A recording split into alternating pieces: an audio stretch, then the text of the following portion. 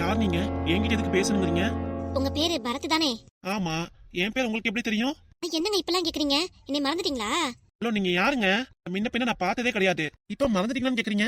என்ன நடக்குதுங்க? ஒரு மாசத்துக்கு முன்னாடி உங்க அம்மாக்கு லூஸ் மோஷன் போகுதுன்ட்டு ஆஸ்பத்திரி கூட்டிட்டு வந்தீங்களே? ஆமா.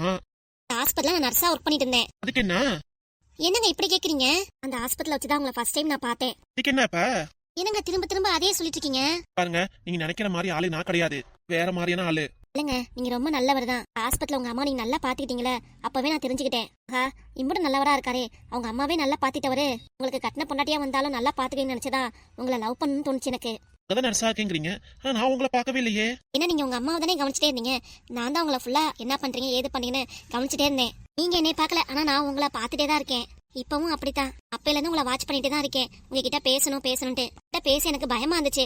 எப்படி பேசுறதுன்னு தெரியல. அதனால உங்களை தொடர்ந்து ஃபாலோ பண்ணிட்டே இருந்தேன். காலேஜுக்கு என்ன ட்ரெஸ் போட்டு வருவீங்கன்ட்டு வச்சுட்டு நானும் அதே கலர் ட்ரெஸ் போடணும்னு நினைச்சேன். இப்ப கூட 2 பேரும் சேம் கலர்ல தான் ட்ரெஸ் போட்டிருக்கோம். சேம் கலர் ட்ரெஸ் போட்டா லவ் வந்து நடத்துமா? நான் உங்க மேல ஆசையா தான் இருக்கேன்.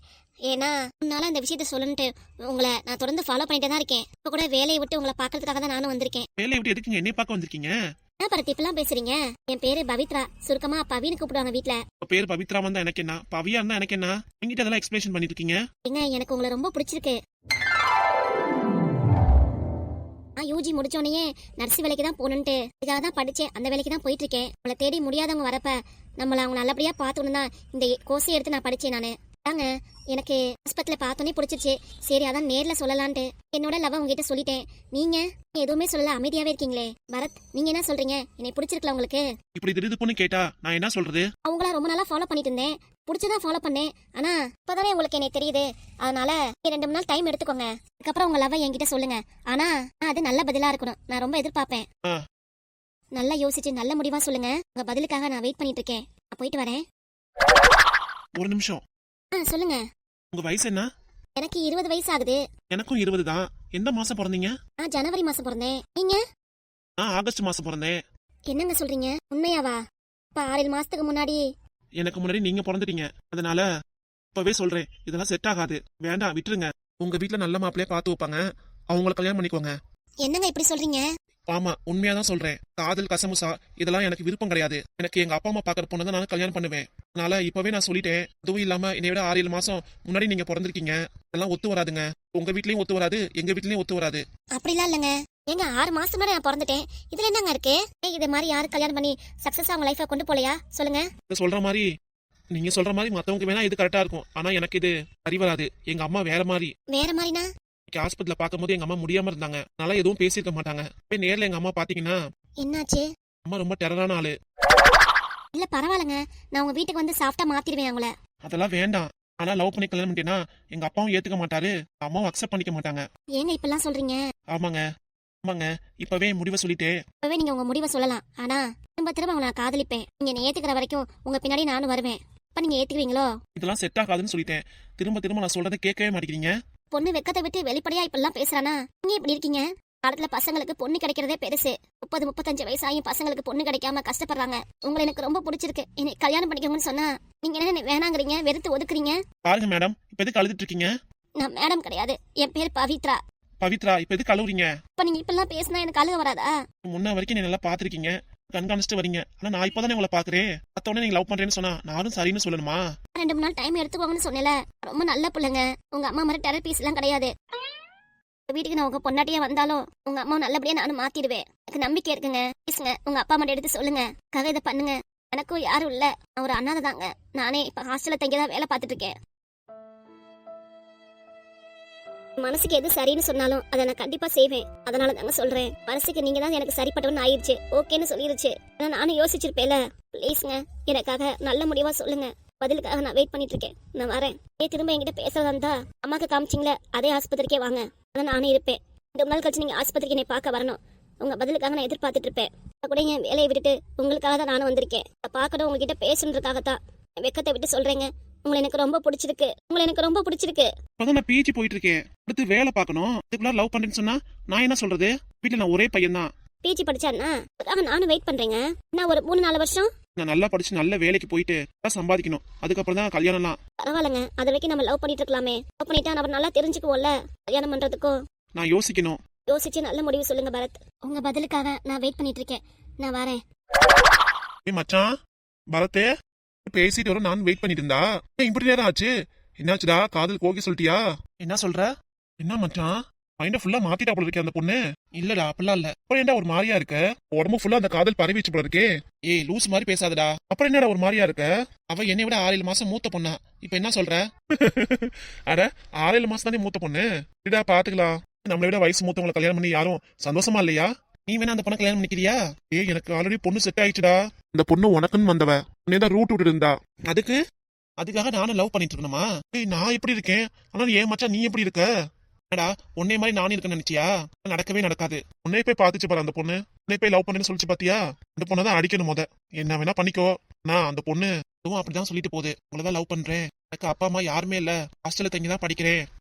பாவுண்டா அந்த பொண்ணு, அப்பா அம்மா இல்லாத பொண்ணு, கஷ்ட காலம்லாம் பார்த்துதான் வளர்ந்துருக்கும். அதனால அந்த பொண்ணை கை விட்டுறாதடா. பொண்ணா ஒரு பையன்கிட்ட லவ் பண்றேன்னு சொல்லிச்சுன்னா அது பெரிய விஷயமா தான் இருக்கும். அந்த பொண்ணு பக்கத்துல என்னை பாத்துச்சான், அதனாலதான் உன்னை கண்காணிச்சிட்டே இருந்திருக்கு. அல்ல மச்சான், சீக்கிரம் அந்த பொண்ணுகிட்ட லவ் சொல்ற வழியை பாரு. என்ன புரியுதா? நான் எங்க அப்பா அம்மாட்ட கேட்கணும். இப்ப எதுடே கேட்டுதான் நான் முடிவு பண்ணணும். டேய் பண்றது கூட உங்க அப்பா அம்மாட்ட கேப்பியா? அநியாயமா தெரியல உனக்கு? இது எப்படி வேணா இருக்கலாம், ஆனா சின்ன குழந்தையா இருக்கும் போதே எங்க அப்பா அம்மா 2 பேரும் கஷ்டப்பட்டு வளர்த்திருக்காங்க. ஆமா, இவன் தான் ரொம்ப கஷ்டப்பட்டு வளர்ந்தான். மத்தவங்களாம் ஏய் சும்மா நிறா, மனசுள்ளதான் சொல்றேன். அப்பா அம்மாட்ட கேட்டுதான் அடுத்த முடிவு சொல்லணும் நானு.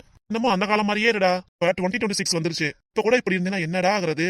நீ வேணா சொல்லு, ஆனா எங்க அப்பா அம்மாட்ட கேட்காம நான் முடிவு பண்ண மாட்டேன். நீ என்ன வேணா பண்ணிக்கோ. இந்த பொண்ணா ஓட்டினா வேற பொண்ணு உனக்கு கிடைக்காதுடா. பாத்துக்கோ. பாத்துக்கலாம் போடா.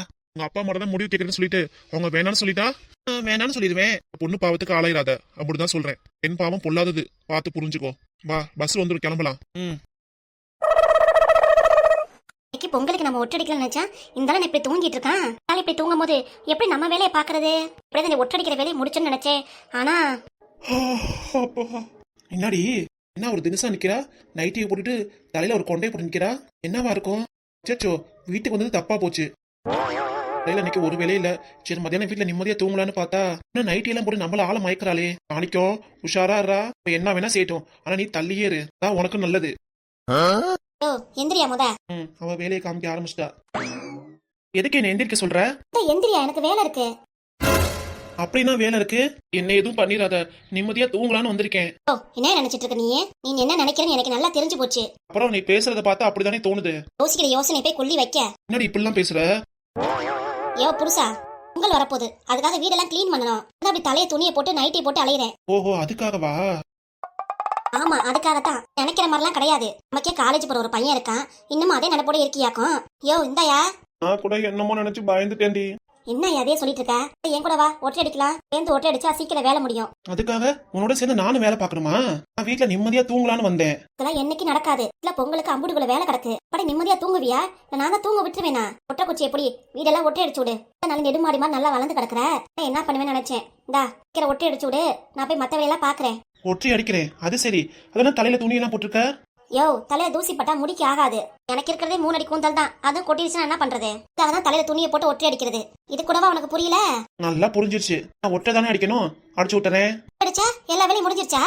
அரணி மேல பித்தளை பாத்திரம் நிறைய கிடக்கு, எல்லாம் ஒவ்வொன்னா இறக்கி கொடு, விலைக்கு வைக்கணும். அரணி மேல உள்ள பாத்திரமும் நான் தான் இறக்கணுமா? அப்புறம் யார் உங்க அப்பா என்ன வருவாரு? எல்லாம் ஓவரடி. பாட்டுக்கு சமையல் தானே இருக்காரு, அவருக்கு இப்படி சொல்ற? நீ பேசுறது எப்படி இருக்கு? நீ தான் எல்லாத்தையும் இறக்கி வைக்கணும். இறக்கி வை, ஒவ்வொன்னா நானே விலைக்கு போடுறேன். ஒரு காஞ்சதுக்கு அப்புறம் எல்லாத்தையும் மேல எடுத்து வச்சிடலாம். வருஷம் வருஷம் அந்த பரணி மேல உள்ள பாத்திரத்தை எல்லாம் விளக்கணுங்கிற? விலைக்கு வைக்காம விலைக்கு வச்சு புதுசா வச்சாதான் பொங்கல் நல்லா கொண்டாட முடியும். அப்பதான் திருப்தியா என்னாலே பொங்கல் சாப்பிட முடியும். இல்லைன்னா அதே நினப்பாவே இருக்கும். அதுக்காக தான் சொல்றேன். ஆமா, பாத்திரம் எல்லாத்தையும் விளக்கினாதான் உனக்கு பொங்கல் சாப்பிட்ட மாதிரி இருக்குமோ? ரொம்ப அநியாயண்டி. வேலை இல்லைன்னு வீட்டுல வந்து படுத்தது தப்பா போச்சு. பொங்கல் முடிகிற வரைக்கும் கடையில வேலை இல்லைன்னாலும் என் வீட்டுக்கே வரமாட்டேன். வீட்டுக்கு வராம எங்க போவியா? நான் ரோட்லயே படுத்துக்கிறேன். ரோட்ல படுப்ப நீ அம்மா சொல்லாதையா, பலவலன்னு பேசிட்டு இருக்காத. அட்டுப்புடன் வேலையை ஆரம்பிக்கணும். வா டக்குனு. எங்க ஒட்டை எடுக்கணும்னு சொல்றேன், அங்கெல்லாம் ஒட்டை அடிச்சிரு சரியா? என்னைய மாதிரி தலையில நீயே துணி போட்டுக்கிறியா? என்னது துணியா? என் தலையில முடியே இல்லையே, இல்லாத நீயே பிச்சை எடுத்துட்டியே, அப்படி நான் துணியை போறது? ஓ என் கோவத்தை நீ வர வச்சிட்டு இருக்க. ஆனா பொறுமையா போனும், எதுவும் பேசக்கூடாது, அமைதியா இருக்கேன். ஆமா, உனக்கு வேலை முடியணும்ல. யாரு? நான் தானே. அதுக்காக தான் இப்பெல்லாம் சொல்லுவேன். ஒழுங்கா வேலை செய்ய முடியுமா முடியாதா சொல்லு. வருஷம் நான் தானே செய்யறது, இந்த வருஷம் மட்டும் என்ன நானும் செய்யலன்னா நீ சும்மா விட்டுருவியா? நானே செஞ்சு தரேன் வா. அப்படி சொல்லு. இந்த ரூம் அடிச்சு விட்டு அடுத்து கிச்சனு அப்புறம் பரத் ரூம் எல்லாத்தையும் அடிச்சு விட்டணும். சரி. நான் வந்து பாப்பேன். ஆமா, ஒரு ஒட்டை கூட இருக்க கூடாது. எல்லாத்தையும் கிளீனா அடிச்சு வைக்கிற என்ன புரியுதா? ஒற்றை கூட கூடாதானே, கிளீனா அடிச்சு வைக்கிறேன். ஒற்றை அடிச்சு முடிச்சோனே இப்படியே நீ ஆஸ்பத்திரியில சேர்த்துரு. என்ன லூஸ் தரமா பேசுற? அப்படியே தலையை தூக்கிட்டு ஒற்றை அடிச்சா கழுத்துல வந்துடாது. அதுக்கு தான் இப்போ உன் மவன் வர டைம், அவனும் வந்துட்டோம், ரெண்டு பேரும் சேர்ந்து ஒற்றை அடிச்சிடறோம். நீ வேணா மத்த வேலையெல்லாம் போய் பாரு. என் மவனுக்கு மட்டும் வேலை வச்ச உன்னை சும்மா விட மாட்டேன். அவன் பொழுதுனைக்கு காலேஜுக்கு போயிட்டு அலைஞ்சு திரிஞ்சு நிம்மதியா வீட்டுக்கு வரான். அவனுக்கு வேலை வைக்கலாம்னு நினைக்கிறியா நீ? அதெல்லாம் வேண்டாம், அவனுக்கு ஒரு வேலையும் வைக்காத. ஆண்டி, உன் மவனா பாவம், ஒரு வேலையை வைக்க கூடாது. ஆனா நானு நீ சொல்ற எல்லா வேலையும் நான் பாக்கணும். நீ இந்த குறுக்க மறுக்க பேசிட்டு இருந்த அவ்வளவுதான். இப்படியே பேசிட்டே இருந்தா டக்குன்னு வேலை செய்ய போட்டு நேரம் ஆகுது. பாதி ரூம் ஒட்டை அடிச்சிடலாம். போ ஒட்டை அடிச்சிட்டு வா. கிச்சன்ல போய் மத்த வேலையெல்லாம் பார்த்து வைக்கிறேன். சரி. அப்பா. அவன் கூப்பிடுற மாதிரி தெரியுது. ஆமா ஆமா, காலேஜ் முடிஞ்சு வந்துட்டான் போல இருக்கு. சரி, நான் என்ன ஏதுன்னு பாக்குறேன் போய். அப்பா, உன்கிட்ட நான் பேசணும். ஃப்ரீயா தானே இருக்க? எங்கடா நான் ஃப்ரீயா இருக்கிறது? உங்க அம்மா தான் எனக்கு வேலை வச்சுட்டு போயிட்டாலே. இது ஃபுல்லா ஒற்றை அடிக்கணுமா? அப்படியாப்பா? ஆமாண்டா. என்னடா விஷயம்? அப்பா, உன்கிட்ட பேசணும்ப்பா. என்ன பேசணும்? உன்கிட்ட பேசுறதா இல்ல அம்மா கிட்ட சொல்றதா என்னன்னு தெரியல எனக்கு. அது உங்க அம்மா கிட்ட சொல்லணுமா? அப்படி என்னடா விஷயம்? ரெண்டு பேர்கிட்ட தான். என்னடா சொல்லணும்? என்ன முக்கியமான விஷயம்? அதுகிட்ட சொல்ல வரங்காட்டியும் இப்படி கோவப்படுது. அம்மா கிட்ட சொல்லலாமா வேண்டாமா? என்ன பண்றது? என்னடா அம்மா சொல்லுங்கிற அப்புறம் அமைதியா இருக்க? இல்லம்மா, ஒண்ணு இல்ல. எனக்கு வீட்டுல அம்புட்டுக்குள்ள வேலை இருக்கு. நீயும் உங்க அப்பனும் சேர்ந்து எனக்கு தொல்லை பண்ணாதீங்க. சொல்லணுங்கிற அப்புறம் ஒண்ணு இல்லங்கிற. என்னதானே நினைச்சிட்டு இருக்க நீ? நீயும் உங்க அப்பா மாதிரியே ஆயிட்டடா. டேய் பரத், ஏதோ விஷயம் இல்லாம என் பையன் இப்படி அமைதியா இருக்க மாட்டான்.